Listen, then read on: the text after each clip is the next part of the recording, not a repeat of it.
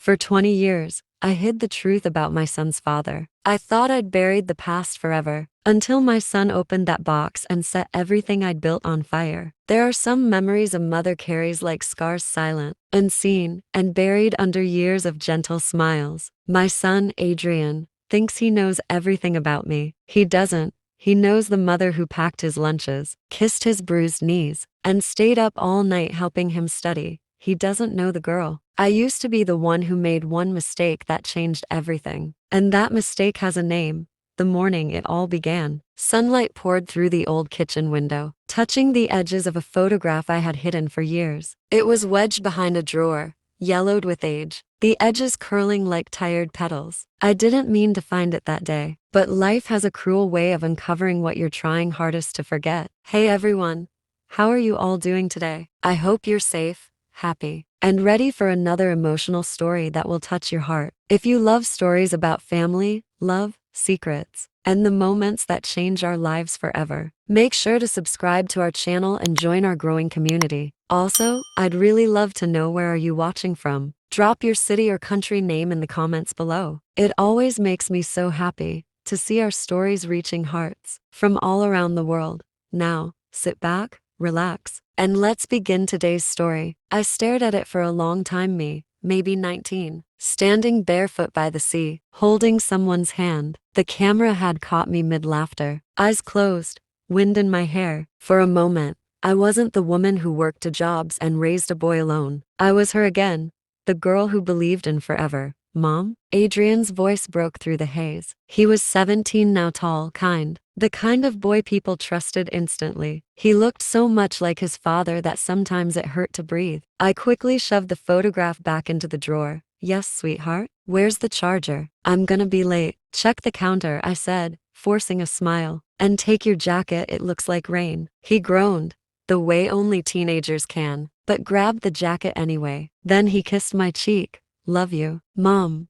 And just like that, he was gone, leaving behind silence and the faint echo of a life I once had. I stood by the door for a long time after he left, staring at the empty driveway, because the truth was, Adrian wasn't the only one running late. My past had been chasing me for years, and it was finally catching up. I met his father when I was barely out of high school, Daniel Hayes. He had that kind of smile that made you believe you were safe, even when you weren't. I grew up in a small coastal town where everyone knew everyone's business. My father was a fisherman, my mother a seamstress. We didn't have much, but we had enough. Until Daniel came along.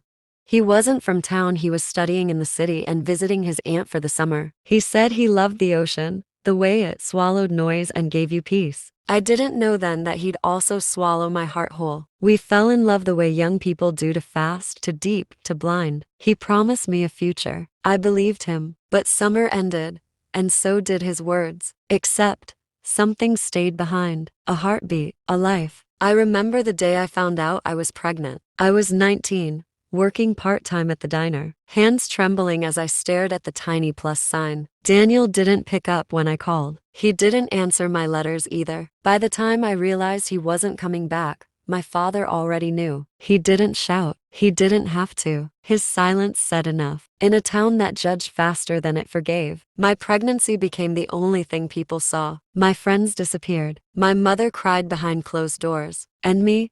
I stopped looking in mirrors. The only person who didn't turn away was Mrs. Carter, the diner owner. You can't run from this, she said, handing me an apron one morning. But you can survive it, one day at a time. And so I did. I worked. I saved. I carried my child alone. I told myself it didn't matter if Daniel never came back. I didn't need him. I had my son. Years later, that lie became the foundation of my life, until the day that photograph fell out of the drawer again. I don't even know what made me look at it. Maybe guilt, maybe curiosity, or maybe, deep down, I knew it was time. Because something had shifted lately. Adrian had started asking questions. Mom, he'd said last week, did Dad ever write to you? The way he'd said it, quiet, careful, made my heart ache. No, sweetheart. I lied. He couldn't. But the truth was, Daniel did write once. One letter, postmarked from Chicago, a return address I never used. And that letter still lay, unopened, inside the box where I'd hidden it 19 years ago. That night, After Adrian went to bed, I sat alone in the kitchen, holding that old photograph again, for the first time. I noticed something I'd never seen before, a shape in the background, blurred but familiar. A tall man standing behind us on the pier, half turned toward the camera. My stomach tightened. Could it be him? I hadn't thought about Daniel in years, not really. But seeing that figure again stirred something sharp and restless inside me. What if the past wasn't done with me yet? What if there was something I never knew? I glanced toward Adrian's closed bedroom door. He looked so peaceful when he slept, so safe. And yet, a single thought haunted me. If he ever found out who his father really was, would he still look at me the same way? As I placed the photograph back in the drawer, I didn't know that the next morning, the past would knock literally on my front door. And this time, it wouldn't leave quietly. The next morning began like any other, rain tapping softly against the windows, the smell of coffee curling through the kitchen, and the hum of quiet routine that made our house feel safe. I thought I had buried my past for good, but that day, it came walking right up my porch steps. It was 8:13 a.m. I remember the time exactly, because I'd just poured my second cup of coffee when I heard the knock. 3 short raps, hesitant, familiar. At first, I thought it was a delivery, maybe Adrian's new sneakers or another one of those packages he forgot to mention. But when I opened the door, the world shifted. Standing there was a man in his 40s, tall, rain dripping from his coat. He had gray at his temples now, but I would have known that face anywhere. Daniel Hayes. For a second, my mind went blank. Then my heart caught up and it began to ache the way only old wounds can. He smiled faintly, the way people do when they're not sure they're welcome. Hi, Ava. My name on his lips felt like a ghost brushing past my skin. I hadn't heard it spoken that way in nearly 2 decades. What are you doing here? I asked. My voice came out smaller than I meant it to. I didn't know where else to go, he said quietly. Rain fell harder outside, blurring the world beyond him. I could have closed the door. I should have, but I didn't. Instead, I stepped aside. Come in. He entered cautiously, his shoes squeaking against the old wooden floor. The same house that had been my refuge now felt too small, too full of air that didn't belong to me anymore. I poured him coffee without asking if he wanted any. He sat at the table like a man revisiting a dream he once abandoned. You look the same, he said, studying me. Older maybe, stronger. I gave a short laugh. Life does that to people. His eyes softened. I can see that. Then silence. The kind that stretches and strains, filled with every word never spoken. Finally, I broke it. Why are you here, Daniel? He took a long breath, staring into his coffee like it might give him courage. I need to tell you something. Something about the past. My chest tightened. You mean the part where you left without a word? He winced. I deserve that. But it wasn't what you think. I wanted to laugh, but the sound caught in my throat. You left me alone, Daniel. I was 19, pregnant, my father. I know. He cut in softly. I heard what happened. Ava, I didn't leave because I wanted to. I was forced to. Forced? I repeated, my voice trembling with anger I didn't know I still had. You expect me to believe that after all these years? He looked up then, and there was something raw in his eyes. My father found out. He threatened to destroy your family, Ava. He had the means to do it. He owned half the businesses in town. I thought if I stayed away, I'd protect you. I stared at him, disbelief tangled with a pain that refused to fade. Protect me? I whispered. By disappearing? He didn't answer. And in that silence, I saw the truth. Not excuses, not lies. Just a man who had lived with regret so heavy it had bent his shoulders. Why now? I asked finally. Why come back after all this time? He reached into his coat pocket and pulled out an envelope. Inside was an old letter, edges worn, my name written in his handwriting. I wrote to you, he said. I sent this 19 years ago. You never answered. My breath caught. The letter, the one I'd hidden in the box and never opened. I felt the world tilt slightly, the air thinning. I couldn't, I said quietly. I was afraid of what it might say. He nodded slowly, almost like he understood. I thought you hated me. I tried to, I admitted. Every day. The clock ticked softly in the background. Outside, a car engine hummed Adrian's. Panic rippled through me. He can't see you, I said quickly. Daniel frowned. Why not? Because he doesn't know, I whispered. It took him a second to understand. Then his expression changed completely. Shock, grief, and something deeper, almost like recognition. He doesn't know about me? I shook my head. No, he thinks you died before he was born. Daniel leaned back, the weight of the truth sinking in. My God, he said softly, all these years. I looked at the man who had once held my heart and realized how fragile the lies I'd built my life around truly were. Adrian's footsteps sounded on the porch. I felt my pulse quicken. Please, I whispered, grabbing Daniel's arm. You need to go. Not yet, not like this. He hesitated, searching my face. Ava, he's my son, and he's my whole world, I said firmly. Don't take that from me. Not until I know how to tell him. We stared at each other for a heartbeat that felt like a lifetime. Then slowly, Daniel nodded. I'll give you time, he said, but not forever. He slipped out the back door just as Adrian's key turned in the front. Mom? Adrian called. Whose car was that? Just someone asking for directions, I said quickly, forcing a smile. He dropped his backpack and started rummaging for snacks, talking about school and soccer and everything ordinary. But my mind was miles away on the man who had just walked back into my life, and the secret that could destroy the only thing I'd ever done right. That night, as I lay awake, I realized something terrifying. Daniel's return wasn't just about the past. He was hiding something too, and soon, I'd find out what it was. That night, sleep wouldn't come. I kept hearing Daniel's voice in my head, the echo of that single sentence looping endlessly. I'll give you time, but not forever. What did he mean by that? Why come back now, after 19 years of silence? And what could be so urgent that he'd risk everything to knock on my door? The rain had stopped hours ago, but the storm inside me was only just beginning. I tiptoed to the kitchen once Adrian was asleep. The house was dark except for the faint light spilling in from the street lamp outside. My hands trembled as I reached for the old box on the top shelf of the cabinet, the one where I'd hidden his letter all those years ago. It was still there,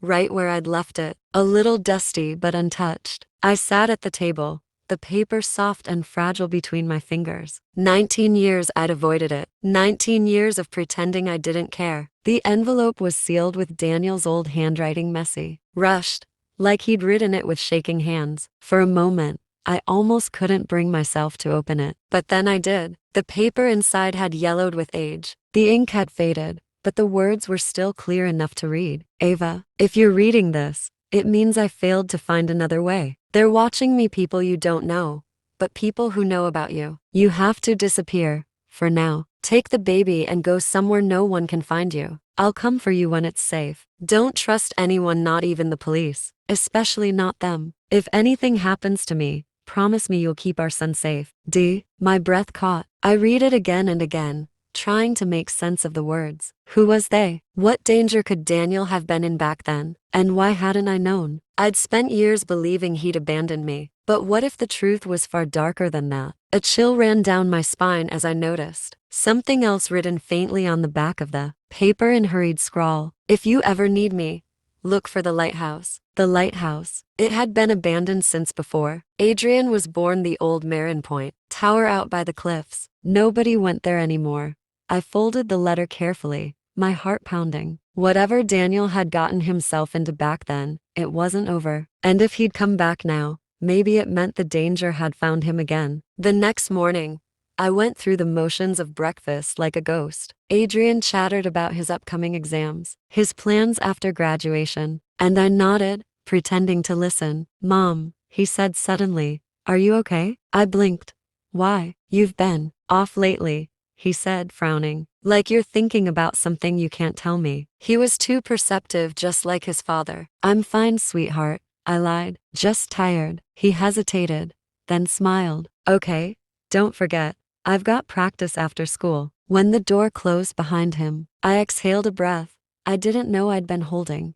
I couldn't stop thinking about that letter, the fear in Daniel's words, the lighthouse, the warning not to trust the police. Was it possible he had been involved in something dangerous? Something that could still affect us now? I decided to find out. By noon, I was driving toward Marin Point, the place where I once used to sit and dream, when life still made sense. The road wound along the cliffs, the ocean roaring below. The lighthouse stood tall in the distance, cracked and forgotten, but still, somehow hauntingly beautiful. When I reached it, The door was chained shut. At least, it should have been. The padlock hung open. Someone had been here recently. I stepped inside, my footsteps echoing against the stone walls. Dust floated in the air like ghosts of the past. There was nothing at first, just the smell of salt and rust. Then I saw it, an old wooden crate in the corner, covered by a tarp. Inside was a stack of letters, tied with a faded blue ribbon. Each one had my name on it. My heart stopped. I picked one at random and tore it open. The handwriting was Daniel's, but these weren't old. They were recent. Ava, I've tried to reach you so many times. They found me again. I can't explain everything now, but I'm being followed. I never stop thinking about you, or about our son. If I don't make it to you in time, tell him the truth before they do. The paper slipped from my hands. Before they do, who were they? And how could anyone else know the truth about Adrian's father when even he didn't? A sudden noise made me jump a creak. Footsteps, maybe, somewhere upstairs in the tower. Hello? I called out. My voice echoed back, thin and uncertain. No answer. I turned toward the door, but before I could move, I heard something else. A man's voice, low, almost whispering. Ava? I froze. The light from above flickered, and for a second, I thought I saw a shadow moving on the staircase. Daniel? I whispered. No response, just the sound of the wind howling through the cracks. I grabbed the stack of letters, stuffed them into my bag, and ran out to the car. All the way home, I couldn't shake the feeling that I was being watched. Every car in the rearview mirror looked suspicious. Every shape in the distance felt like a threat. By the time I reached the house, my hands were shaking. I locked the door, checked the windows twice, and went straight to my room. The letters sat heavy in my bag, burning with questions I wasn't sure I wanted the answers to, and one thought kept repeating in my mind. If Daniel was right, then someone out there already knew about Adrian. That night, before I could decide what to do next, a text appeared on my phone from an unknown number. Stop digging, Ava. Some secrets are better left buried. I stared at the glowing screen in disbelief, my breath catching somewhere between fear and rage. Stop digging, Ava. Some secrets are better left buried. There was no name, no number, just that single message sitting like a threat on my phone. For a long time, I couldn't move. The house was silent to silent. Even the clock seemed afraid to tick. I looked toward Adrian's room down the hall. A sliver of light spilled out from under his door. He was probably still awake, finishing his homework, blissfully unaware that the ground beneath our feet was shifting. I locked my phone and set it face down on the table, trying to steady my breathing. The message could have been a prank, or maybe not. Whoever sent it knew my name, and they knew what I was doing. My first thought was Daniel. Maybe he was trying to scare me off, to stop me from asking questions. But then I remembered the fear in his eyes when he stood at my door. The way his hands had trembled. No, this wasn't him. This was someone else. Someone who didn't want me knowing the truth. I barely slept that night. Every creak, every rustle outside made my heart race. I checked the locks 3 times, kept the hallway light on, and sat up in bed listening for sounds that didn't belong. Around midnight,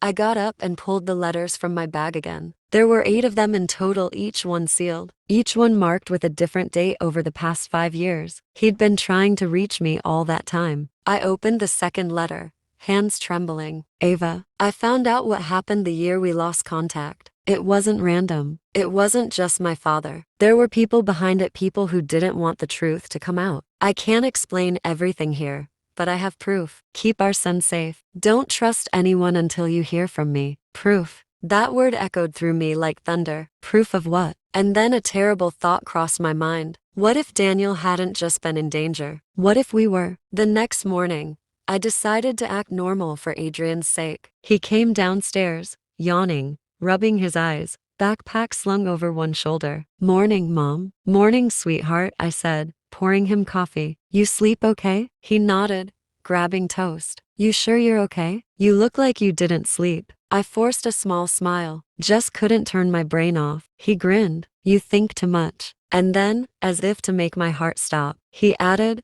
oh, some guy was outside last night. I saw headlights through my window. I froze.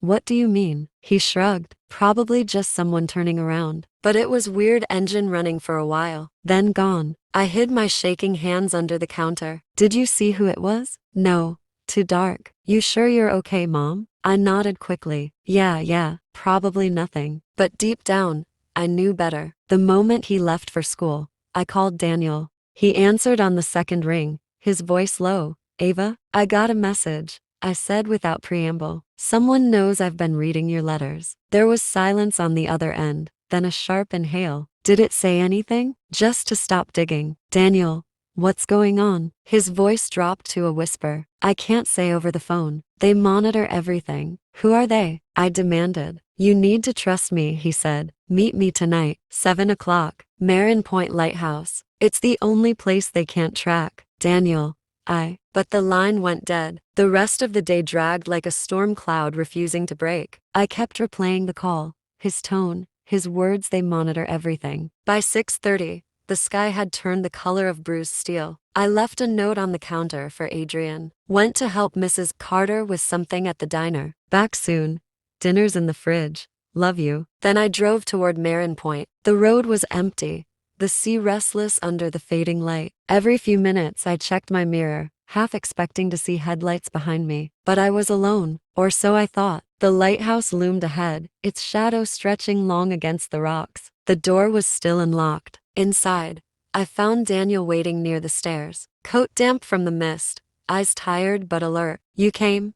He said quietly. Of course I came, I snapped. Now tell me what this is all about. He looked around before answering, as if the walls themselves might be listening. There's something you need to know about my family, he said finally. About why I left. I folded my arms. I read the letter, Daniel. You said your father threatened us. He nodded. He did. But it wasn't just about reputation or pride. He was part of something bigger, a group of investors who weren't exactly honest. They used fake names, laundered money through charities. When I found out and tried to expose it, they turned on me. And now, I whispered, now they're trying to cover their tracks. And they think I kept evidence. Did you? He hesitated. Yes. But I don't have it anymore. A cold shiver ran through me. Then who does? Daniel looked at me for a long time before speaking. You. I blinked. What are you talking about? When you were pregnant, I left a package for you with Mrs. Carter. I told her to keep it safe. She promised she would. Inside was a drive, a flash disk. It has everything. Names, dates, accounts, evidence, enough to destroy them. My knees went weak. And you think she still has it? She might, or they might already know. Before I could respond, a sound cut through the air. Footsteps outside the lighthouse door. Daniel's expression changed instantly. We're not alone. He grabbed my hand and pulled me toward the staircase. Daniel, what's happening? I whispered, but before he could answer, the door creaked open and a beam of light swept across the room. A man's voice echoed through the dark. Ava Carter, we need to talk. The beam of light cut through the darkness like a knife. Ava Carter? The man's voice echoed again, firm. Official, too calm to belong to someone harmless. Daniel's grip on my hand tightened. Stay behind me, he whispered. The man stepped closer, flashlight raised. He wore plain clothes, a dark jacket, pressed slacks, but it was the glint of metal on his belt that made my stomach twist. A badge. Who are you? I asked, forcing my voice to stay steady. He lowered the light just enough for me to see his face, mid-40s, sharp eyes. The kind of man used to being obeyed. My name's Agent Miller, he said. Federal Bureau of Investigation. The letters FBI hit the air like thunder. We're looking for Daniel Hayes, he continued, turning his gaze toward Daniel. And I think you already know why. Daniel's jaw tightened. You've been following me. Miller's expression didn't change. You're a hard man to find. We've been trying for years. I bet, Daniel muttered. I glanced between them, trying to read what wasn't being said. Why are you here? What do you want with us? Miller's eyes softened slightly when they met mine. Ma'am, I'm not here to hurt you. But your friend there, he's not exactly what he says he is. Daniel took a step forward. Don't start, Miller. You and your people are the reason I disappeared in the first place. That's one way to tell it, Miller said calmly. Another way is that you stole classified documents from your father's company and sold them overseas. The words hit me like a slap. I turned to Daniel, heart pounding. Is that true? He shook his head, eyes fierce. No, Ava. They're twisting it. I took those files because they contain proof of what my father and his partners were doing: human trafficking, money laundering, the works. I didn't sell them. I was trying to expose them. Then where's the evidence? Miller asked sharply. Daniel hesitated. I didn't. I have it, I said quietly. Both men turned toward me. The flash drive, I explained. He said it was left with Mrs. Carter at the diner. Miller's expression shifted something between surprise and suspicion. You still have contact with Mrs. Carter? I nodded slowly. She practically raised me after Daniel left. Good, he said. Then you need to come with me. Both of you. We can keep you safe, and we'll take it from there. But Daniel stepped in front of me again. No, we're not going anywhere until I know she's safe. Daniel, Miller warned, don't make this harder. You're already in enough trouble. Trouble? Daniel laughed bitterly. I was in trouble the day I was born into that family. You think I trust a badge after what your people did to me? I didn't know what to believe anymore. The man I once loved, the father of my child, was being hunted by the FBI, and now the FBI was standing in front of me, telling me he was a criminal. The air in the lighthouse grew heavier, thick with rain and tension. Miller, I said quietly, if what he's saying is true, then your agency's been after the wrong people. Miller sighed. Ma'am, I'm not here to debate morality. I'm here to prevent more people from getting hurt. Those files he took, people died because of them. Daniel turned pale. That's not possible. It is, Miller said. 2 journalists, a lawyer in Boston, and a whistleblower, all connected to those files, dead. You still think your father's men are the only ones who wanted that evidence buried? The silence that followed felt endless. I saw the doubt flicker in Daniel's eyes for the first time. Maybe, just maybe, the truth wasn't as simple as he thought. A distant sound broke the stillness, tires crunching over gravel. Miller's head snapped toward the door. Were you followed here? Daniel swore under his breath. No one knew we. Before he could finish, headlights sliced through the cracks in the door. Get down, Miller hissed. We ducked behind the staircase as the door burst open. 2 men in dark coats entered, guns raised. They weren't law enforcement. Their movements were too aggressive, too precise. Miller pulled his weapon. Federal agent, drop your weapons. But they didn't drop them. One of them fired. The bullet hit the wall inches from Daniel's head, splintering the wood. I screamed. Go! Miller shouted at us. Get out the back. Daniel grabbed my hand and pulled me toward the rear door, half dragging me through the narrow passageway. Behind us, gunfire echoed, mingling with the crash of waves outside. We stumbled out into the storm, the rain lashing against our faces. My heart pounded so hard I thought it might burst. Daniel, I cried. Who are they? He didn't answer. He just kept running, pulling me toward the car. Miller's not lying, he finally said breathlessly. But neither am I. What does that even mean? It means there's more than one enemy, Ava, and we're standing right between them. We reached the car, soaked and shaking. I fumbled with the keys, hands trembling. Daniel looked back at the lighthouse, flashes of gunfire still lighting the windows. Miller might make it, he said, voice low. But they won't stop there. Once they realize we're gone, they'll come for the flash drive. I turned to him, drenched and breathless. Then we have to get to Mrs. Carter before they do. He nodded. Exactly. The tires screeched as we sped down the narrow road. The lighthouse faded behind us, swallowed by the storm. But the danger didn't fade with it. It followed us like a shadow we couldn't shake. As we reached the edge of town, Daniel glanced at me, eyes filled with fear. Ava, he said softly, if Mrs. Carter doesn't have the drive anymore, then the only other person who might is Adrian. For a few minutes, the only sound was the rain pounding against the windshield, and the wipers struggling to keep up. Daniel's words hung in the air, heavy and unreal. Adrian, I whispered, you think our son has the drive? Daniel didn't answer right away. His eyes stayed fixed on the road, jaw tight. I don't know for sure, he said finally, but when I left that package with Mrs. Carter, I told her to keep it safe. If anything happened to her, I said to give it to someone she trusted. And you think she gave it to him? It's possible, Daniel said. She's known him since he was a baby. She probably thought she was protecting him. Protecting him. The irony made me sick. If this was true, if Adrian really had something these people wanted, then he wasn't just in danger. He was the target. We reached town in silence. The streets were nearly empty, washed pale by the rain. The diner's neon sign flickered weakly in the distance like a dying heartbeat. Mrs. Carter's diner hadn't changed much in 20 years. Same chipped blue paint, same red boots, same smell of coffee and fried hope. But tonight, something felt different. The lights were off. The door, usually unlocked until midnight, was bolted shut. Daniel killed the engine. Stay here, he said quietly. Like hell I will, I snapped, already reaching for the door handle. He didn't argue. He knew better. We pushed through the rain and knocked. No answer. I tried again. Mrs. Carter? It's Ava. Still nothing. Daniel glanced around the parking lot, his instincts kicking in. Get back, he whispered. Before I could ask why, he picked up a nearby rock and smashed the glass pane near the lock. The sound cracked through the night. He reached in, flipped the latch, and we slipped inside. The diner was dark except for the flicker of the neon sign bleeding through the blinds. Every chair was tucked in, every counter wiped clean, but something was off, too neat to quiet. I called again, my voice barely above a whisper. Mrs. Carter? No answer. Daniel motioned for me to stay back as he moved toward the back hallway. The floorboards creaked under his boots. I followed anyway,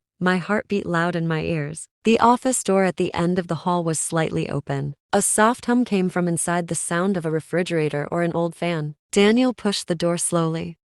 And there she was. Mrs. Carter sat slumped in her chair, head resting against her arm, a half-empty cup of coffee beside her. For a split second, I thought she was asleep. Then I saw the blood, a thin line running from her temple to her cheek, dried dark against her pale skin. Oh God, I whispered, rushing to her side. Mrs. Carter? Mrs. Carter, please. Daniel knelt beside her, checking for a pulse. His face went grim. She's gone. The room tilted. I stumbled back, my stomach turning cold. No, she can't be. I'm sorry, Daniel said softly. They found her first. I sank into the chair opposite hers, trembling. My oldest friend, the woman who had saved me when the world turned its back, was gone because of this. Daniel searched the drawers quickly. Methodically, years of running had made him efficient. He pulled out papers, receipts, even an old photo of Mrs. Carter and me from when I first started working there. Nothing. Then his hand froze. He reached into the bottom drawer and pulled out a small tin box, the kind she used to keep sugar packets in. He opened it. Empty. But there was a folded note taped to the inside lid. He handed it to me. My hands shook as I unfolded it. Ava, if you're reading this, it means they came. I couldn't stop them, but I did what I had to. The drive is safe. I gave it to someone who'd never lose it, even if he didn't know what it was. You'll understand when you look closer. Take care of that boy. He's just like his father, too curious for his own good. Love him. I stared at the words until they blurred through my tears. She gave it to him, I whispered. She gave it to Adrian. Daniel's eyes darkened. Then we're out of time. We left the diner through the back alley, rain washing the blood from my shoes. The night felt colder, sharper, like the world itself was watching. I couldn't stop shaking. How could she give it to him? He's just a kid. Daniel's voice was calm. Because she trusted you. She thought you'd keep him safe. And because she knew he'd never question you. I turned to him, anger bubbling through my fear. You keep saying safe, but look where that got us. My son is in danger, Daniel. Our son. I know, he said quietly. That's why we need to get to him before they do. Do you even know who they are? I shouted over the rain. The FBI? Your father's people? Someone else? He didn't answer right away. When he finally did, his voice was barely a whisper. I thought I did, but now, I'm not sure anymore. We drove through the storm in silence, the headlights slicing through sheets of rain. Every turn of the wheels brought us closer to home and closer to a truth I wasn't ready to face. By the time we pulled into the driveway, the sky had gone eerily quiet. The house was dark. Adrian's car was there. I exhaled in relief. He's home. But as I reached for the door, Daniel grabbed my wrist. Wait, what? He pointed to the front porch. The door was slightly open. I felt the blood drain from my face. I locked it before we left. Daniel reached for his gun. Stay behind me. We moved slowly up the steps, the boards creaking beneath our feet. The door swung wider as he pushed it, revealing the darkened hallway beyond. Adrian? I called softly. No response. Then, from somewhere inside the house, a voice low, male, unfamiliar. Ava Carter, we've been waiting for you. The lights flickered on, and standing in my living room was a man I hadn't seen in 20 years. Daniel's father. The moment I saw him, the air seemed to disappear. Daniel's father, Richard Hayes. He stood in my living room like he owned it, his tall frame perfectly composed, his tailored coat untouched by the rain outside. Time had only sharpened him. His silver hair gleamed under the flickering light, his eyes as cold as the day I first met him. Beside him stood two men in black suits. Not police, not FBI. Private, controlled, dangerous. "Good evening, Ava," he said smoothly, his voice carrying that same quiet authority that once made me feel small. "It's been a long time." My heart pounded. "What are you doing here?" He smiled, stepping closer. "I could ask you the same thing. You've been very busy lately visiting lighthouses, breaking into diners, stirring up memories that should have stayed buried." Daniel stepped in front of me, his gun raised. "Don't move." Richard's smile didn't falter. "Still so impulsive, son. I hoped you would have grown out of that by now." For a moment, the only sound was the distant rumble of thunder. Adrian's room was dark and silent upstairs. I prayed he wasn't hearing any of this. "Where is he?" I demanded. "Safe," Richard said. "For now." That single word made my blood run cold. "What does that mean?" "It means," he continued, "that as long as you cooperate, your boy won't have to suffer the same fate as poor Mrs. Carter." My knees went weak. Yes, he said simply. "It was unfortunate, really. She was loyal. I'll give her that. But loyalty misplaced is just another form of foolishness." Daniel's hand shook with rage. "You murdered her?" Richard turned to him calmly. "I cleaned up your mess. Again." "Why?" I demanded. "What are you after?" He looked at me as though I'd asked a naive question. "You already know. The flash drive." Daniel's voice was sharp. "You destroyed lives for that drive. What's on it that's worth all this?" Richard took a slow step forward, his polished shoes barely making a sound. "Proof," he said softly. "Proof that your father isn't the only monster in this family." Daniel froze. "What are you talking about?" "Come now," Richard said, his tone almost pitying. "Do you really think I let you run all these years without keeping an eye on you? You weren't the only one with secrets, Daniel." He turned to me then, his gaze like ice. "And you, Ava, you kept one too." I felt my throat tighten. "What are you talking about?" Richard's smile widened slightly. "Oh, you don't have to play innocent with me. You think I don't know who your son really is." My heart skipped. "He's our son." Richard chuckled, low and cruel. "Is he?" The room seemed to tilt. Daniel turned toward me, confusion and dread flashing across his face. "Ava," he said slowly, "what is he talking about?" I swallowed hard, shaking my head. "He's lying. Don't listen to him." But Richard wasn't finished. "You see, Daniel, you were gone for months before Ava found out she was pregnant. Quite a lot can happen in a few months, wouldn't you say?" "That's not true," I shouted. He ignored me, his eyes locked on Daniel. "Did she ever tell you that she wrote to someone else before you came back? Someone very close to me?" Daniel's face went pale. "No, that's not possible. I saw the letters myself," Richard said. "Ava reached out for help and my brother answered." His voice dropped, low and deliberate. "Adrian might not be your son, Daniel. He might be your cousin." The world seemed to stop. I could hear my heartbeat pounding in my ears, each thud heavier than the last. Daniel turned to me, eyes searching mine. "Ava, tell me he's lying." I shook my head, tears stinging my eyes. "He is lying. He's trying to divide us. That's what he does." Richard smiled faintly. "You always were good at playing the victim." Daniel lowered his gun slightly, confusion and pain crossing his face. "Ava, please. I need to know the truth." I took a step toward him. "You are his father. No one else." But the doubt was already there. I could see it in his eyes. The seed Richard had planted. Richard sighed as though bored. "You two have a remarkable talent for dramatics. But I'm afraid my time is limited. Now, where's the drive?" "I told you," Daniel said through clenched teeth. "We don't have it." "That's unfortunate," Richard said. "Because if you don't hand it over, I'll have to collect it myself." From the boy. And then I saw it. The faint movement on the stairs. Adrian. He'd been listening the whole time. His eyes were wide, his face pale. "Mom?" he whispered. The room went still. "Adrian," I said quickly, voice shaking. "Go upstairs. Now." But it was too late. Richard turned, smiling faintly. "Well, speak of the devil." Daniel raised his gun again. "Don't touch him." Richard's bodyguards moved instantly, stepping forward with their weapons drawn. Adrian froze, caught between fear and disbelief. "Mom, what's going on?" I didn't have time to answer. The sound of tires screeching outside broke. Through the chaos, headlights flooded the living room windows. Richard turned sharply toward the door, his composure cracking for the first time. Daniel grabbed my arm. "Run." We dashed for the back exit just as shouting erupted outside. Gunfire followed, quick, sharp, too close. Adrian grabbed my hand as we stumbled into the rain. Daniel was right behind us, yelling for cover. Through the storm, I caught one last glimpse of Richard Hayes standing in my doorway, calm, smiling, unbothered as though he already knew how this would end. We fled into the night, hearts pounding, rain soaking through our clothes. But as I looked at Daniel beside me,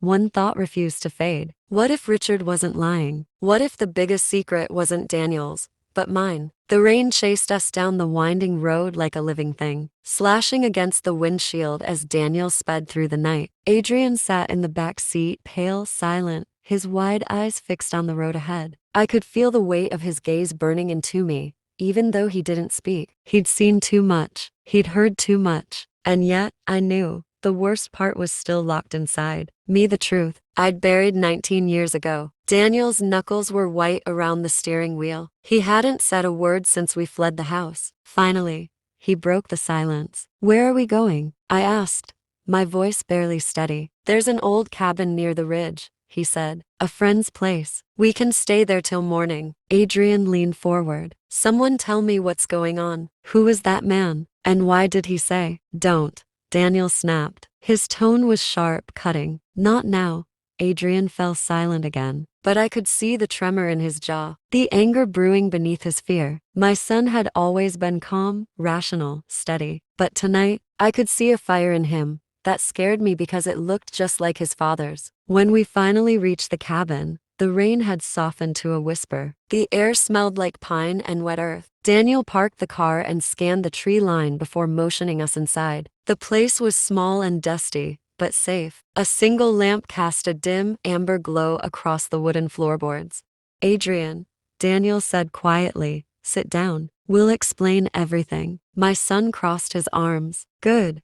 Because I'm done being left in the dark." I took a deep breath. "That man at the house, he's your grandfather." "Daniel's father." Adrian blinked. "The one you said was dead." "I didn't have a choice," I said softly. "I had to protect you." "Protect me from what?" "From him," Daniel said, voice low. "From the things he's done. From the people he works with." Adrian shook his head, disbelief and anger flashing in his eyes. "You're both lying. This is insane." "It's not," Daniel said firmly. "He killed Mrs. Carter tonight because she had something he wanted. Something you might have." Adrian frowned.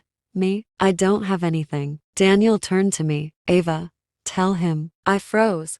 My heart slammed against my ribs. "Tell him what?" "That his grandfather wanted him dead? That the flash drive might be in something he'd touched 100 times? Or worse, that the man who raised his hand to protect him might not even be his father?" I swallowed hard. "Adrian, when you were little, Mrs. Carter gave you something. Do you remember? A necklace with a silver pendant?" Adrian frowned. "Yeah.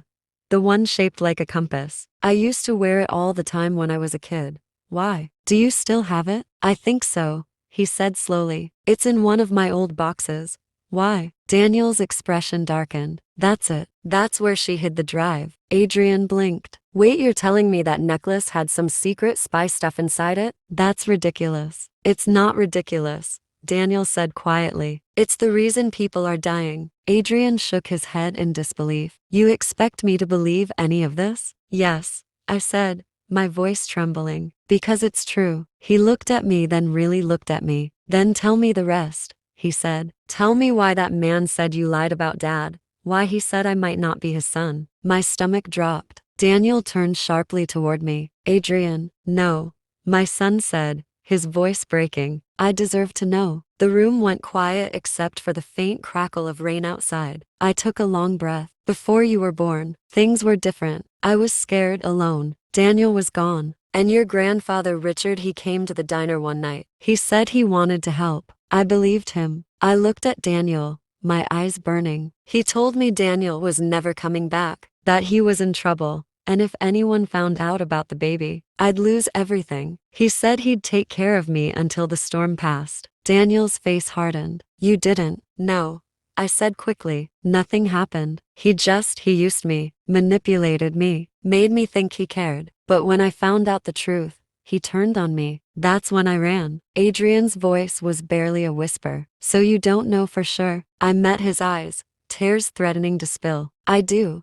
You're Daniel's son. I never doubted that, not for a second. But I could see the question still lingering in his gaze. The doubt Richard had planted now growing roots. Daniel turned away, rubbing his temples. He's trying to divide us. He knows what he's doing. Then we don't let him, I said firmly. We find that drive before he does. Adrian stood abruptly. If it's really in my old things, it's back at the house. And they're probably still there. Daniel's eyes flicked to the window. We can't go tonight. It's too risky. Adrian clenched his fists. We can't just sit here while people are dying because of us. I reached for him, but he pulled away. Adrian, please, I whispered. Just stay with us tonight. We'll figure this out. He hesitated, then stormed off toward the back room, slamming the door behind him. The echo hung in the air long after he was gone. Daniel sank into a chair, exhausted. He's not going to listen. He's scared, I said softly. He just doesn't know what to believe. Daniel looked at me, his eyes weary but determined. We have to get to that necklace before Richard does, no matter what it takes. I nodded slowly. Then we go at dawn. Outside, the storm had quieted, but the tension inside the cabin only grew heavier. I stared at the closed door where my son had gone, feeling the weight of all the lies pressing down on me. Some were told to protect him, some to protect myself, but soon, the truth would destroy both. Just before dawn, I heard a sound that froze my blood, the soft rumble of an engine outside. I rushed to the window and saw headlights cutting through the trees. And then I realized there was only one car missing from the driveway, Adrian's. The sound of the engine fading into the dark sliced through me like a blade. For a moment, I couldn't breathe. Then it hit me, Adrian was gone. Daniel, I shouted, stumbling toward the window. He took the car. Daniel was up in an instant, grabbing his jacket. When? Just now. He must have waited until we fell asleep. He cursed under his breath. He's going back to the house. He's going for the necklace. I felt the blood drain from my face. We have to stop him. Daniel's eyes met mine, steady, urgent. Then we move. Now. The rain had turned into mist by the time we hit the road, but the fog was thick, rolling in like smoke. Daniel drove fast, his jaw clenched, his hands tight on the wheel. I stared out the window, my thoughts a whirlwind of fear and guilt. He was just a boy. He shouldn't have to live through this, through my mistakes, through Daniel's secrets, through Richard's lies. But I'd underestimated him. He was my son, after all, stubborn, loyal, and reckless when it came to protecting the people he loved. Meanwhile, Adrian's hands gripped the steering wheel so tight they ached. The road blurred beneath the headlights, but his mind was sharper than ever. They thought he couldn't handle the truth. They thought keeping him safe meant keeping him blind. But he was done being treated like a child. He needed answers, and he was going to find them. He replayed every word he'd heard that night. His grandfather's voice, calm and cruel. His mother's trembling denial. Daniel's anger, each piece of it twisted inside him like shards of glass. He didn't know who to believe anymore, but he knew where to start. The house, the necklace. When he reached the edge of town, the streets were eerily empty. The rain had washed everything clean, leaving behind only silence. As he pulled into the driveway, his stomach knotted. The front door was still open, swinging gently in the wind. He killed the engine and stepped out, every instinct screaming that something was wrong. Mom? He called softly. No answer. The house smelled faintly of smoke and damp wood. He moved carefully, checking each room. Everything was as they'd left it except for the faint scuff marks on the floor and the shattered picture frame near the stairs. Then he saw it. The small wooden box under the table in the corner. He recognized it instantly. His childhood keepsake box. He knelt down, opening it with trembling hands. Inside was the old compass necklace, its silver chain tangled and tarnished with age. He turned it over in his fingers, heart pounding. It can't be, he muttered. But when he looked closer, he saw a small seam along the edge, something he'd never noticed before. He pressed it. The pendant clicked open. Inside, embedded in the metal, was a tiny flash drive. He stared at it, stunned. They were telling the truth. He slipped it into his pocket just as he heard footsteps outside. At first, he thought it might be his parents. But then a voice drifted through the open doorway. Check the back. He's probably still inside. Adrian froze. That voice wasn't Daniel's. It wasn't his mother's. It was one of Richard's men. He ducked behind the couch, heart racing. Through the window, he saw two figures moving through the fog, flashlights cutting across the yard. He needed to get out, quietly, quickly. He reached for his phone to call his mom, but the signal was gone, dead zone. The front was blocked, the back maybe. He slipped toward the side window, easing it open just enough to squeeze through. His heart hammered so loudly he was sure they'd hear it. As he dropped down onto the wet grass outside, a voice barked behind him. There, by the window. Adrian ran. He tore through the yard, sprinting toward the woods behind the house. Branches whipped at his face, mud splashed his jeans, but he didn't stop. He could hear footsteps chasing him, the crunch of boots growing closer. Back on the road, Daniel's phone buzzed. He grabbed it, hope flashing in his eyes. A message, unknown number. You're too late. He has it. Daniel's grip tightened around the phone. They know. I looked at him, panic flooding through me. Who sent that? He didn't answer. He didn't have to. The name glowing faintly on the screen told me everything. Richard. By the time we reached the edge of our neighborhood, the fog had swallowed the street. We parked down the block, moving on foot. Stay close, Daniel whispered. But as we approached the house, we saw the broken glass glinting on the ground and the sound of distant shouting echoing from the woods. Adrian.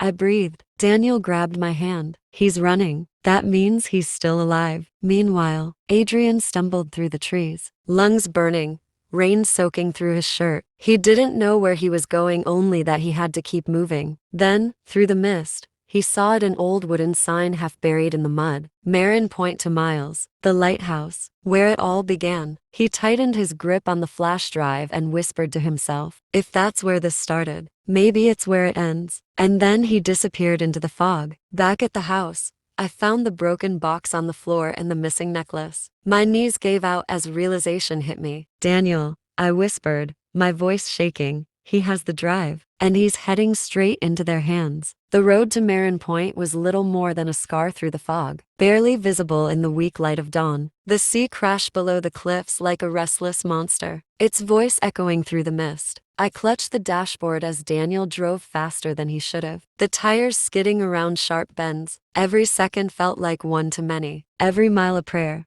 Daniel, I said quietly, what if he finds Richard before we do? Daniel's jaw clenched. Then we pray our son is smarter than my father ever was. Meanwhile, Adrian stumbled through the tall grass until the lighthouse appeared through the fog, pale, towering, and broken. It looked even more haunting now, the cracks along its surface like scars that refused to heal. He stopped at the entrance, breathing hard, his sneakers slick with mud. The door creaked open under his touch. Inside, the air smelled of salt and dust. Shadows clung to the walls like secrets waiting to be told. He gripped the flash drive in his pocket. It felt small, fragile, but powerful. Okay, he muttered to himself. You wanted answers. Time to get them. He climbed the spiral staircase slowly, the wooden steps groaning under his weight. Halfway up, a voice drifted through the silence.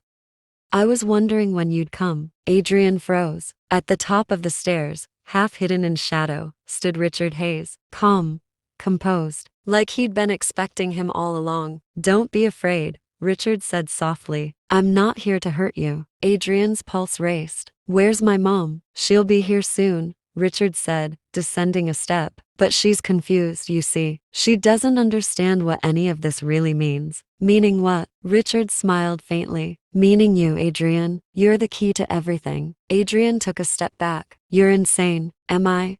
Richard asked calmly. Your father thinks I'm after that drive. He thinks I want to bury the truth. But the truth is, I'm trying to protect you. Adrian's brow furrowed. Protect me from what? Richard's eyes gleamed. From your parents. From the lies they built around you. I don't believe you. Don't you? Richard asked, taking another step down. Tell me, has your mother ever told you what's really on that drive? Adrian hesitated. Richard's smile widened. She hasn't. Has she? Because she's afraid you'll see her part in all this. My mom wouldn't hurt anyone. I never said she did, but she helped the people who did without even knowing it. Adrian's stomach twisted. You're lying. Richard sighed, almost pitying. Daniel's company wasn't the only one laundering money. There was another account, under a different name. Guess who opened it? Adrian shook his head. No. Ava Carter, Richard said softly. Your mother. She was the one who moved the money that started everything. Adrian's breath caught. He wanted to scream, to tell him it wasn't true. But somewhere deep down, a sliver of doubt began to take root. Richard's voice softened, serpentine. She didn't know, of course. She thought she was helping Daniel's father, transferring donations for a charity. But when the truth came out, she buried it, just like she buried everything else. He reached out a hand. Give me the drive, Adrian. Let me fix this before more people get hurt. Adrian hesitated. Why should I trust you? Because, Richard said, his voice dropping low, I'm the only one who can keep your mother alive. Meanwhile, we were almost there. The lighthouse loomed ahead through the thinning fog, a pale column of memory and fear. Daniel's hands were trembling now, though he tried to hide it. He wasn't afraid of his father, he was afraid of what his father might do to our son. As soon as we stopped the car, I jumped out, shouting into the wind, Adrian, Adrian. No answer. The door to the lighthouse was ajar. Daniel drew his gun and motioned for me to stay behind him, but I ignored him and ran inside. Adrian, I called again, my voice echoing up the staircase. Then faintly, I heard it, Richard's voice, calm, smooth, too calm. I took the steps two at a time. At the top, the scene froze me in place. Adrian stood near the window, the flash drive in his hand. Across from him, Richard towering, unflinching, hands clasped behind his back like a teacher scolding a student. And behind them both, Daniel, raising his gun. Step away from him, Daniel said. Richard didn't even flinch. I told you, son, this isn't about you anymore. Don't call me that, Daniel growled. You lost that right the day you sold your soul. Richard's eyes flicked to me. And you, Ava? Still chasing ghosts? Stay away from him, I warned. You've done enough damage. Richard smiled faintly. You keep saying that word, enough, but you don't even know what it means yet. Before I could react, Adrian stepped forward, holding out the flash drive. Is it true? He asked, his voice breaking. Did Mom really help you? My heart stopped. Adrian, no. I didn't know what he was doing. I swear to you. Richard's gaze softened, almost gentle. She's not lying. She really didn't know. That's the tragedy of it. She was just a pawn like all of us. Then his tone shifted, darker. But the difference between pawns and kings, Adrian, is who survives at the end. He reached for the drive, and that's when Daniel fired. The gunshot shattered the silence, echoing off the stone walls. Richard staggered back, clutching his shoulder, blood seeping through his coat. Adrian screamed, Dad. Daniel lowered his weapon, eyes wide with shock, not from the shot, but from the look on his son's face. Dad? Richard repeated, laughing through the pain. So he does know. Daniel froze. What are you talking about? Richard's smile was bloodied but triumphant. He's not your son, Daniel. And now, he knows it too. The wind howled through the lighthouse as Richard fell to his knees, still smiling. And for the first time, Adrian looked at me, not with fear, not with love, but with the cold, hollow eyes of a stranger. For a long moment, none of us moved. The echo of the gunshot still trembled through the lighthouse walls, mixing with the sound of waves crashing far below. Richard Hayes lay slumped against the stone, one hand pressed to his shoulder, blood darkening his coat. And in that eerie half-light, he was smiling as though even pain couldn't silence his victory. Go ahead, he rasped, his voice raw but steady. Tell him the truth, Ava. Tell him who he really is. Adrian turned to me slowly. His eyes, my son's eyes, were filled with disbelief, fear, and something far worse, doubt. Mom, he said quietly, is it true? I opened my mouth, but no words came. There were no words big enough to explain, no way to make the truth sound like anything but betrayal. Daniel's gun wavered slightly in his hand. Don't listen to him, Adrian. He's trying to poison you. That's what he does. Richard laughed, the sound hollow and painful. You still don't get it, do you? This isn't about me. It's about her. I turned to him, fury cutting through my fear. You ruined everything. You used me. You used all of us. He tilted his head. Did I? Or did you just finally see what kind of game you were playing? Then his eyes shifted back to Adrian. Your mother was right about one thing. She didn't know what I was doing. But what she doesn't realize is that ignorance doesn't erase blood. Adrian took a step back, shaking his head. I don't understand. Richard's breathing was labored now, but his words were sharp as knives. Your mother came to me when Daniel disappeared, he said. She begged me for help. I gave her money, protection, and for a time, comfort. That's enough, Daniel shouted, stepping forward. But Richard ignored him. When she found out who I really was, when she saw the monster behind the mask, she ran. She thought she could hide. She thought no one would ever find out. He smiled faintly, blood on his lips. But secrets always surface, don't they, Ava? I could feel my hands trembling. Stop it. Tell him, Richard said softly. Tell him whose blood really runs in his veins. I couldn't. I looked at my son, my world, and saw the same confusion I'd once felt as a girl. The same helplessness that had defined so much of my life. Daniel lowered his gun and turned toward me, his voice quiet but demanding. Ava, is it true? Tears blurred my vision. Daniel, please. I didn't know. I thought you were gone. I thought. He stepped back, as though the space between us could protect him from my words. You thought I was dead, he said bitterly. So you went to him? It wasn't like that, I whispered. He lied to me. He said you'd been arrested, that you weren't coming back. He made me feel like it was my fault you left. Daniel stared at me, silent. Richard's voice broke the stillness again. And you wonder why I said she was just a pawn? Adrian took another step back, clutching the flash drive like it was the only solid thing left in his world. So what are you saying? He said hoarsely. That you're my grandfather. And my father? Richard's expression softened almost imperceptibly. I'm saying that nothing is as simple as they want you to believe. You deserve to know everything. Adrian's face twisted in disgust. You're sick. Maybe, Richard said, his tone eerily calm. But at least I'm honest. He nodded toward Daniel. Ask him what he's done. Ask him how many people died because of that drive. Daniel's voice was low, dangerous. Don't listen to him, son. Adrian flinched.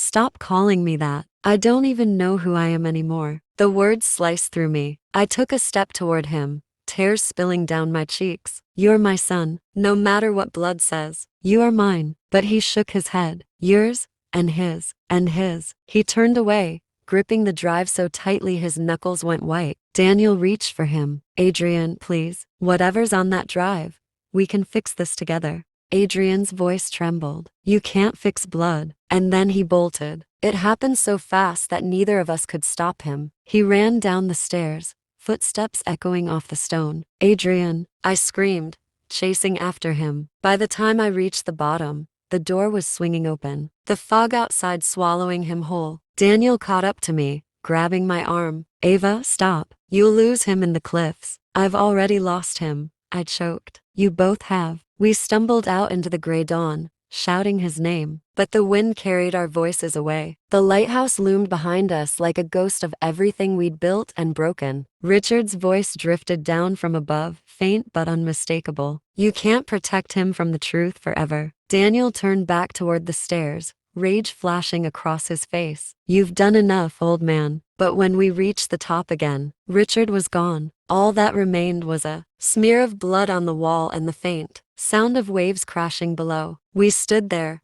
breathless and broken, realizing that the man we'd feared for years had just vanished again. And this time, he'd taken more than just our peace. He'd taken our son's faith, and maybe his future. As the first light of morning broke over the cliffs, I saw something glinting in the mud near the base of the lighthouse. A tire track, fresh and deep. Someone had taken Adrian, and they were heading inland. The tire tracks led away from the lighthouse like scars in the wet earth, vanishing into the fog. I dropped to my knees, touching the muddy ruts as if I could somehow feel my son's heartbeat through them. He's gone, I whispered. They took him. Daniel knelt beside me, his voice rough. Not yet. Look, only one set of tracks, probably just one vehicle. They can't be far. He stood and scanned the horizon, the wind whipping through his soaked hair. We'll find him, Ava. I swear it. I wanted to believe him, but my heart, a mother's heart, knew that every second counted. We raced back to the car and tore down the narrow road that wound along the cliffs. The fog was thinning now, sunlight bleeding weakly through it, but the air still felt heavy, charged with something unseen. Who do you think took him? I asked. Daniel's jaw tightened. Could have been one of my father's men. Or, he hesitated, someone else. Someone else? There are people who wanted that drive long before my father did, he said quietly. People who funded the same operations he tried to control. If Adrian has it, they'll want leverage, not blood. Yet. The word yet hit me like a knife. We drove in silence for miles, following the faint muddy trail that cut off the main road and twisted into the forest. Daniel slowed as the path narrowed. We'll have to go on foot from here. The trees closed around us like walls. Every shadow looked like movement, every rustle like a warning. I could feel eyes watching us, though the woods were empty. Finally, we came to a clearing in old logging area, long abandoned, and there at the center sat an empty black SUV. Its doors were open. The engine was still running. Daniel approached carefully, gun raised. I followed close behind, my hands shaking. The inside of the vehicle was clean, too clean. No sign of struggle, no blood, no belongings, just a faint smell of gasoline and something metallic. On the passenger seat was a phone, Adrian's phone. I grabbed it,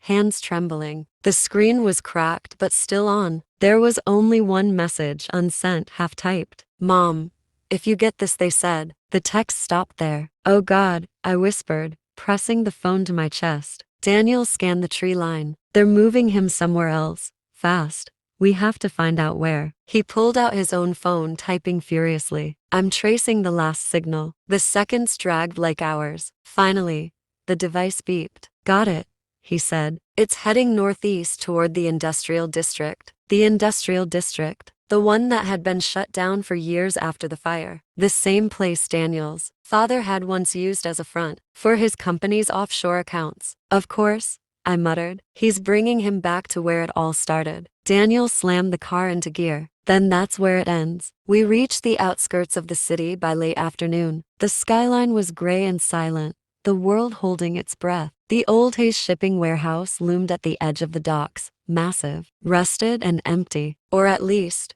it should have been. There were lights inside. "Stay here," Daniel said. "Not a chance," I said, opening my door. He didn't argue this time. He knew better. We moved quietly through the maze of containers and machinery, the sound of seagulls echoing faintly above the roar of the tide. As we neared the main building, we heard voices, muffled but distinct. I caught one word: transfer. Daniel crouched beside a broken window and peeked in. "3 of them," he whispered, "armed.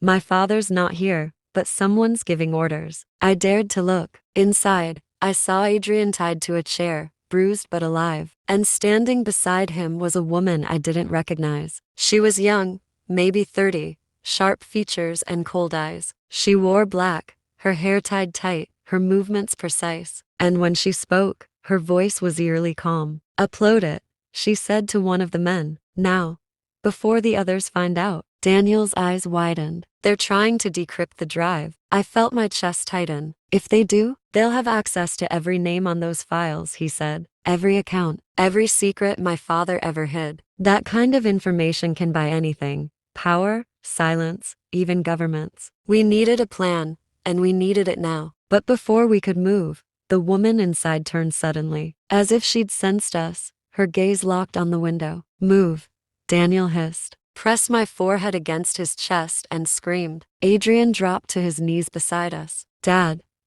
no please." He was crying, shaking Daniel's shoulders, refusing to believe what was right in front of him. I pulled him close, both of us trembling, broken. It wasn't supposed to end like this. He'd spent years running from his father, fighting to make things right, only to die in the same war that man had started. I looked down at Daniel one last time and whispered, "I'll finish it, I promise." We didn't have long to mourn. Footsteps echoed through the warehouse, more of them, moving fast. The men who'd worked with the woman were regrouping, closing in. Adrian's voice broke through the noise. "Mom, we have to move." He was right. Daniel's sacrifice couldn't be for nothing. I reached for his jacket, my fingers brushing against something inside the pocket, a small black recorder. I froze. When I pressed the button, his voice filled the air. "If you're hearing this, it means I didn't make it. Richard isn't working alone. The files on that drive, they're only part of it. The rest is stored in a secure server under his company's old headquarters. You'll need my access code, the one tied to Adrian's name. He's the key, Ava. Protect him. Trust no one else." The recording ended with static. I stared at the device,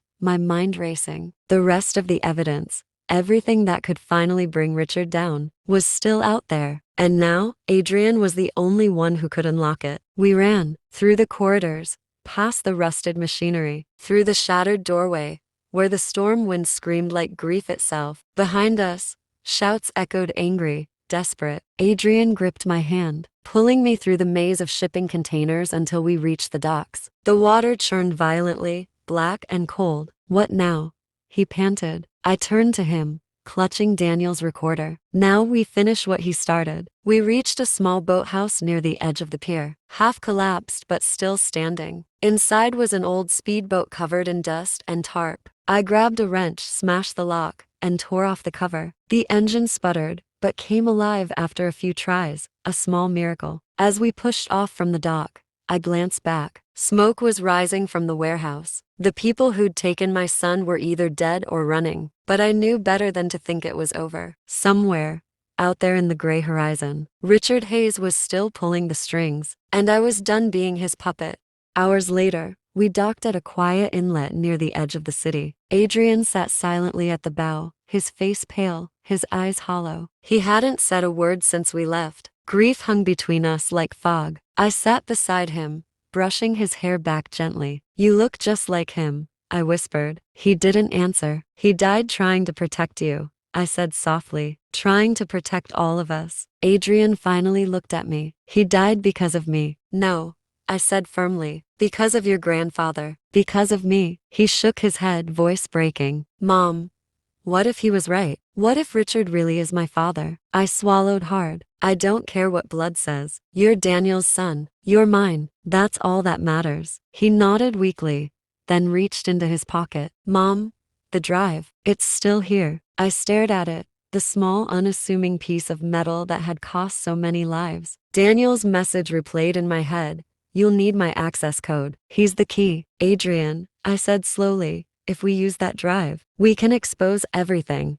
Your grandfather, his network, all of it. But once we do, they'll come for us again. He looked at me with something new in his eyes, a strength I hadn't seen before. Then let them, he said quietly. I'm done running. We found an old laptop in the cabin's storage room, wiped clean, but still functional. Adrian plugged in the drive. The screen flickered to life, demanding a password. He typed his name. A second prompt appeared. Access requires authorized voice identification. He frowned. Voice ID? Then he noticed the microphone icon blinking in the corner. Try saying your name, I suggested. He leaned in. Adrian Hayes. The computer beeped once, then loaded a new screen, rows of encrypted files, scrolling faster than I could read. We'd done it, but before I could even breathe in relief, a message popped up on the screen. Welcome back, Adrian. I knew you'd come. The color drained from my face. That's impossible, I whispered. It's him. He knew. The laptop's camera light flicked on by itself,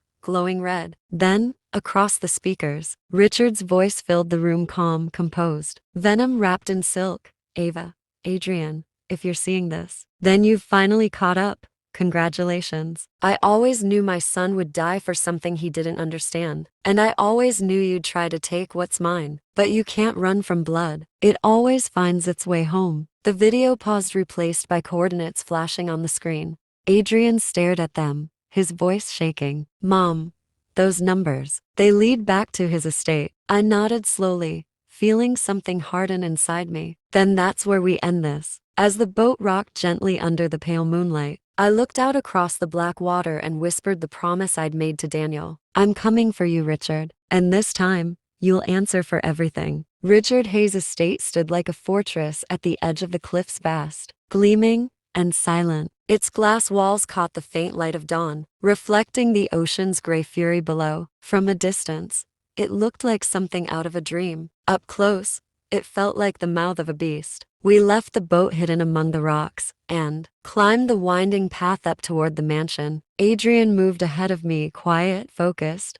the grief still fresh in his eyes. He wasn't the boy I'd raised anymore. He was harder now, colder, and I couldn't tell if that scared me or made me proud. When we reached the gate, Adrian crouched beside the keypad, studying it. It's biometric, he murmured, but the system's old. I can bypass it. I blinked at him. When did you learn to do that? He gave a faint, humorless smile. Guess it's in my blood. He worked fast, Daniel's son to the core, even if the world insisted otherwise. Within minutes, the lock clicked open. We slipped through the gate and into the belly of the house. Inside, everything was pristine. Marble floors, steel staircases, glass walls that looked out over the roaring ocean. It felt less like a home and more like a laboratory for control, a place where emotions went to die. On the wall hung photos, Richard with politicians, businessmen, smiling for cameras that never caught the truth behind those eyes. Each picture made my stomach twist. I grew up here, Adrian said quietly. Did you ever know that? I turned to him, startled. What? He nodded slowly. When I was little, Mrs. Carter used to bring me here sometimes. Said it was a safe place when you were working. My breath caught. She what? She told me not to tell you, he said. Said it was just visits. I'd play in the garden. He used to watch me. My skin went cold. He's been watching you your whole life. Adrian met my gaze and I saw the truth of it reflected there. We reached the main hallway and that's when the voice came. Welcome home. I turned sharply. Richard Hayes stood at the end of the hall, alive, unharmed, and dressed in the same immaculate suit he'd worn the last time we saw him. The bullet wound was gone, or hidden beneath the perfection of his composure. His reflection shimmered across the glass walls around him, multiplying like ghosts. Ava, he said softly, spreading his arms. You made it, and you brought my legacy with you. Adrian stepped forward, his jaw tight. You mean your experiment? Richard smiled faintly. No, Adrian, I mean my son. I stepped between them. You don't get to call him that. Oh, but I do, he said calmly. You see, I created everything that made him who he is. The intellect, the courage, even the rebellion. It's all me. You created monsters, I spat, and then called it success. He chuckled softly. That's the thing about monsters, Ava. We only become them when the world refuses to understand our purpose. He turned his eyes to Adrian. You have your father's temper, and my mind, the perfect balance. That's why you'll finish what Daniel never could. I'm not finishing anything for you, Adrian said. Richard sighed. You don't even know what you're holding. That drive isn't just evidence. It's a key, my key, to everything I built and everything I lost. He began to circle us, like a predator testing his prey. I didn't kill Daniel, he said suddenly. Not directly, but I made him choose. He thought he could save you both by exposing me. He never realized that by fighting me, he was feeding the same machine. I glared at him. You talk about machines, power, systems, but you destroyed lives. You destroyed your own family. Richard's voice dropped to a whisper. Family is an illusion. Legacy is real. Adrian's hand tightened around the flash drive in his pocket. If that's what legacy means to you, then it dies with you. Richard smiled again, not with arrogance this time, but with something almost sad. Oh, Adrian, you think destroying me will save the world? You've inherited more from me than you realize. He gestured toward the far wall, where a large screen flickered to life. Footage filled the glass panels, images from security cameras, news clips, documents, people, companies, transactions, all tied together in one vast web of influence. And at the center of it all, my name, Ava Carter. I froze. What is this? Richard's voice softened. The truth. You were never just an innocent bystander. You moved the funds, Ava. You covered the trail. You helped build the empire you thought you were hiding from. That's not possible, I said, my voice breaking. I didn't know what those accounts were for. Of course you didn't, he said gently. You were in love. That's how I got all of you, through love. Adrian's voice cut through the silence. You're lying. Am I? Richard said, tilting his head. Ask your mother how she afforded that house. Ask her why the diner never failed, even when it should have gone under. Ask her where all those deposits came from. I shook my head violently. I didn't take your money. I thought it was Daniel's. He said it was from old investments. Richard smiled. And that's the beauty of it. You never thought to ask. Tears stung my eyes. You twisted everything. You used my fear. I used what was already there, he said simply. Adrian stepped closer to him, anger shaking his voice. You can keep your lies. You don't own us anymore. Richard's gaze sharpened. Don't I? Without me, you wouldn't even exist. Maybe not, Adrian said, but that doesn't make me yours. He pulled the flash drive from his pocket. You want your empire back? Come and take it. Richard's smile vanished. Be careful what you offer, boy. But Adrian was already moving, heading toward the central terminal, where the cables and monitors converged. What are you doing? I whispered. He didn't look back. Ending it. He plugged in the drive. The system whirred to life, lines of code spilling across the screens. Richard lunged forward, Stop. You don't understand what you're unlocking. Adrian's fingers flew across the keyboard. No. I understand perfectly. You built this network to control the world. I'm setting it free. You'll crash the system, Richard shouted. Billions of dollars, governments, lives. Then let it burn, Adrian yelled. The lights flickered. The walls seemed to hum. The system roared alive. Data flooding through the servers, escaping like lightning through glass veins. Richard lunged again, grabbing Adrian's arm. Don't you see? He screamed. You're destroying yourself. Adrian turned, eyes fierce. I'm not you. He hit the final key. A blinding flash filled the room. When the light faded, the screens were dead. The empire of Richard Hayes' 20 years of corruption, control and lies was gone. Richard staggered, breathing hard, his reflection shattering in the fractured glass. You fool, he rasped. You've doomed us all. Adrian stared at him coldly. No, I freed us. Alarms blared through the estate. Smoke began to rise from the servers. And as we ran for the door, Richard's final words echoed behind us. You think it's over, Ava? You've just started a war.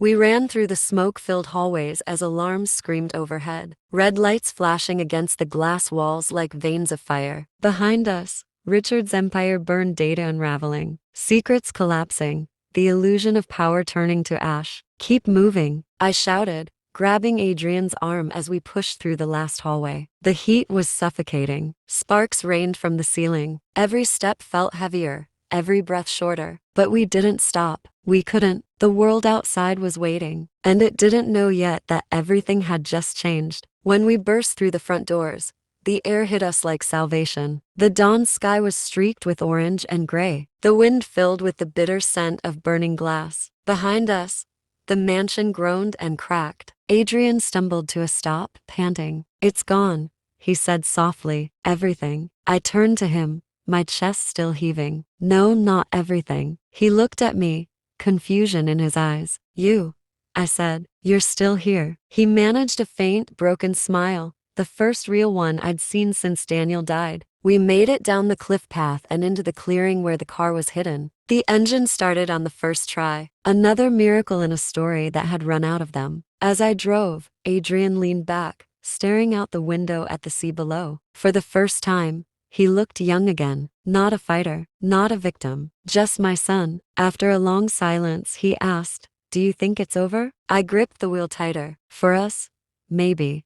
For him? I shook my head. No, men like Richard don't die when you kill their empires. They live on in the chaos they leave behind. We reached the outskirts of town as the sun rose higher, bathing the streets in fragile gold. Police sirens echoed in the distance, but I didn't slow down. We'd spent too long running from the past. I wasn't going to stop now, not until I knew Adrian was safe. We stopped at an overlook above the ocean. The lighthouse stood far in the distance, small but unbroken. I parked the car and stepped out, letting the wind whip through my hair. For the first time in years, I felt, still, empty maybe, but free. Adrian joined me, his face pale against the morning light. What happens now? He asked. We disappear, I said quietly. Start over, somewhere no one knows our names. He nodded slowly. Do you think Daniel would have wanted that? I turned to him, meeting his eyes. He wanted us to live. That's all he ever wanted. Adrian nodded again,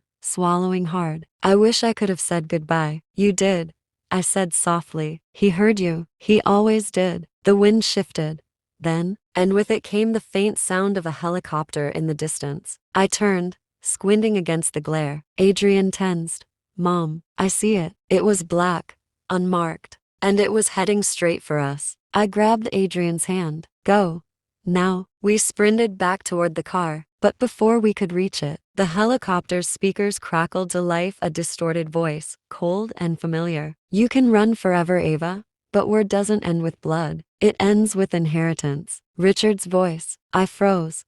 That's impossible. Adrian's eyes widened. Mom, he's dead. Maybe, I said quietly, or maybe he planned for this. The helicopter hovered lower, its rotors screaming over the cliffs. Something small dropped from its undercarriage, a black case chained shut. It hit the ground near us, dust rising around it. Adrian stared at it. What is that? I shook my head. Don't touch it. The case blinked, a small light pulsing like a heartbeat. Then, A mechanical voice. Backup protocol initiated. Hayes legacy online. The light turned red. Adrian's face went white. Mom, he copied everything. The files, the system, he backed it up. I felt my chest tighten. Then we didn't end it. He looked at me, eyes wide. We just woke it up. I stared at the case, the pulse of red light flickering faster and faster, and realized the truth. Richard had never needed to survive. His empire didn't need him alive to live on. He'd built a legacy that could outlast blood, flesh, and guilt. And now, it had found its way home. I reached for Adrian's hand, my voice shaking. We can still stop it. Together. He nodded. Always. We grabbed the case, tossed it into the trunk, and sped away toward whatever was left of the world that Daniel had died trying to protect. The sun climbed higher, burning away the fog, but the sense of danger didn't fade. As we drove, I glanced at my son, the only piece of Daniel I still had, the only reason I hadn't broken completely. He looked back at me, his expression calm, resolute. Mom, yes, we're not running this time, he said. We're fighting. And in that moment, I saw Daniel again, his courage, his stubbornness, his heart burning through the boy who carried his name. Epilogue Legacy. It's been 3 months. We've changed our names, crossed borders, buried our pasts. But the world is shifting again. New scandals, new leaks, data surfacing from nowhere. Somewhere out there, Richard's digital ghost is still whispering through the wires. And sometimes when the lights flicker late at night, I hear his voice. You can't kill legacy, Ava. You can only inherit it. But I smile now when I hear it, because I know something he never did. That legacy isn't built on fear or control. It's built on choice. And I choose to fight. For Daniel, for Adrian, for the truth that still burns brighter than his lies. The war wasn't over, but for the first time, it was ours. Sometimes we hide the truth thinking it will protect the ones we love. But secrets have a way of finding their way home, no matter how deep we bury them. My son may never see me the same way again, but at least now, he knows the truth. And maybe that's the only kind of love that lasts, the honest kind. If this story touched your heart, don't forget to like, share, and subscribe. Every story I tell comes from the pain, hope, and love we all carry inside.